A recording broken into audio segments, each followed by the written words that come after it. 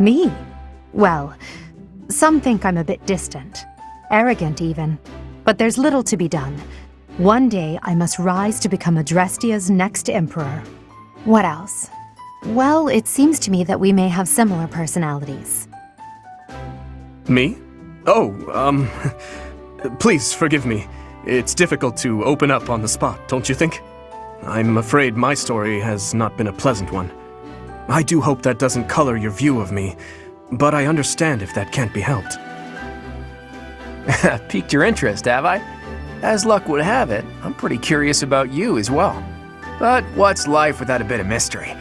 Let's just spend the next year or so learning about each other little by little. Hubert is the heir of Marquis Vestra. He has served me since I was a child. You may think his blood runs a bit cold, but actually that's rather accurate. Still, if you can get past that, you'll see he's quite astute and reasonable. For some reason, he thinks of me as a bitter rival and is always trying to challenge me. It's terribly irritating. His house is that of Duke Eyre, which produces Adrestia's prime ministers. That family is, perhaps, too pleased with its own status.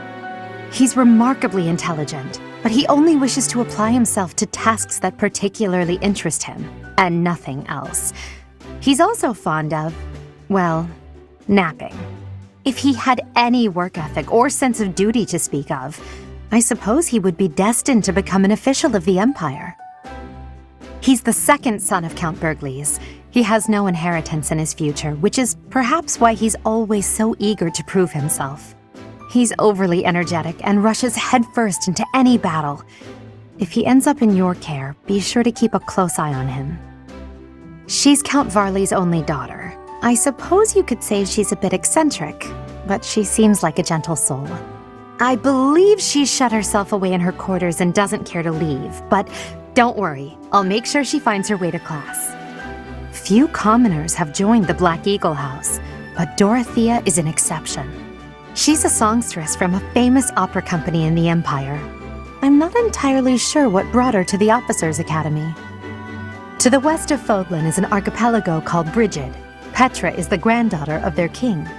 Brigid is a vassal state of the Empire, which is how she came to be enrolled here. She's incredibly smart and studious. Dedue was born in Dusker, and has been loyally working in my service for the past 4 years. He's rather taciturn, but once you get to know him, you'll see he's a kind and good-natured young man. Felix is the heir to House Fraldarius. He has a bit of a sharp tongue, but don't let that fool you. Deep down, he's a good guy. He gravitates toward people who are skilled. Perhaps you would enjoy a friendly competition with him sometime. He's the adoptive son of Lord Leonie of Castle Caspar, but I hear he was born a commoner. He has an extremely earnest personality, so I'm certain he will approach your lectures with great enthusiasm. Sylvain is the heir to House Gautier. He is a capable person who highly values his friends.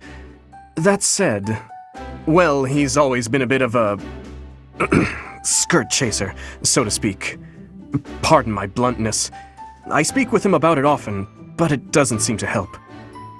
I hear she was born to imperial nobility, but a twist of fate brought her to the kingdom. She may seem carefree on the surface, but she's actually a kind soul who pays careful attention to everyone around her. Annette is Baron Dominic's niece. She is a talented student who scored extremely high marks at the Royal School of Sorcery. She's cheerful and hardworking, brilliant really, though she can be a bit oblivious at times. I hear she caused an explosion in the kitchen last night. Ingrid is Count Galatea's daughter. She is also a childhood friend of Felix, Sylvain, and myself. She is diligent, industrious, and principled. In truth, she is more knightly than most knights you will ever meet. He's the heir of Gloucester territory. If you haven't already picked up on it, he's a bit arrogant and fancies himself a ladies' man. That said, deep down he's really devoted and honest. Though I wouldn't mind never hearing him talk about his noble obligations ever again. He comes from a merchant family, but his parents died in an accident. Seems like he's had a rough life.